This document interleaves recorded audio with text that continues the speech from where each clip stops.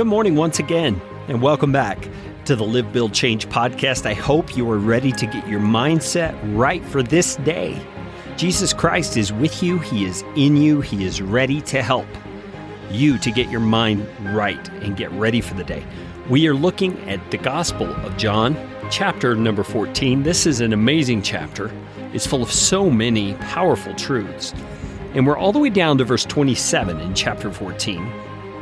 And Jesus says to his disciples, and let's stop right there and make sure we're understanding the context of this. Jesus is teaching his disciples everything that's about to happen, including his capture and his crucifixion and his resurrection. He's telling them all those things, but he's going beyond that to tell them what to expect after all those things happen. And that's where we're at in John chapter 14, verse 27. Jesus has told them he's leaving, that he will be going back to his Father. And in verse 27, he says, "Peace I leave with you. My peace I give to you. Not as the world gives do I give to you. Let not your hearts be troubled, neither let them be afraid." Now let's stop for a second. When Jesus says, "Peace I leave with you, my peace I give to you," do you recognize the significance of what he's saying?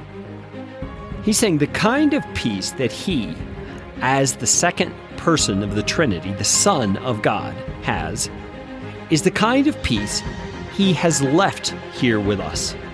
And he's left it through the person of the Holy Spirit. If you look right back in verse 26, right above this, he talks about the Helper, the Holy Spirit, being the one who would come and be with us after he leaves. And he's saying, "Peace I leave with you." It's the Holy Spirit. If you remember, the fruit of the Spirit from Galatians chapter 5 says the fruit of the Spirit is love, joy, peace. The third one is peace. And so Jesus has left us his peace. And I think you would have to agree with me, it's a supernatural kind of a peace. Because it's his peace. It's the kind of peace he has as the Son of God. Now think about, where does Jesus' peace come from? Is it just this quality that wells up inside of him and is just there and there's no basis to it? No, not at all. Jesus' peace is based upon some very foundational things, some truths that he knows. What he knows about himself, his own identity. He is God. What does he have to be unpeaceful about? Nothing, because he's God. And he's saying, I leave that kind of peace with you. Not to say that we are God, but we have the third person of the Trinity, the Holy Spirit, with us. And so there is incredible grounds for peace in our lives right there.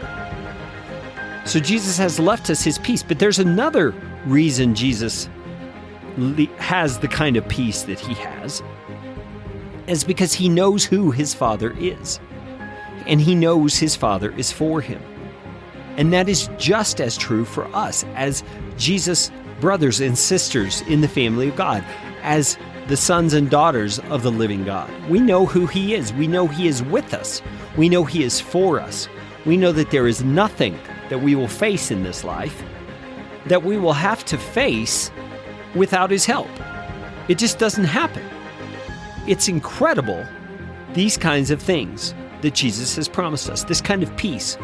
And I think our problem as believers often is that we don't, first of all, recognize that we have this peace. We don't know it's a promise he's given us.